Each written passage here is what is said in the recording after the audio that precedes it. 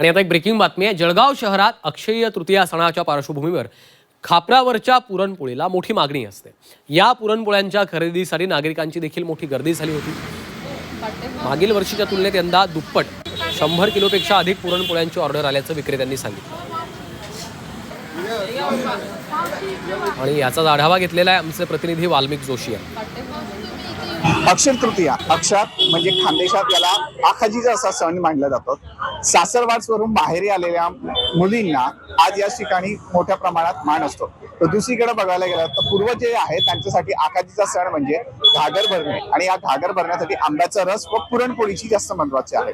मी जळगावच्या गणेश कॉलनी या परिसरात आहे आणि या ठिकाणी अस्सल खानदेशाची असलेला आसोदा या गावातली जी आहे पुरणपोळी खापरेवरची जी माठाची खापर असते त्याच्यावर बनवली जाते।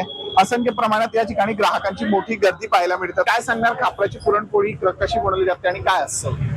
खापराची पुरणपोळी बनवण्याचं साहित्य लोकण गव्हाचं पीठ लागतं, काही गूळ, हरभऱ्याची डाळ, या पद्धतीने पुरणपोळी तयार केली जाते। तिला मातीच्या खापरावर बनवावं लागते।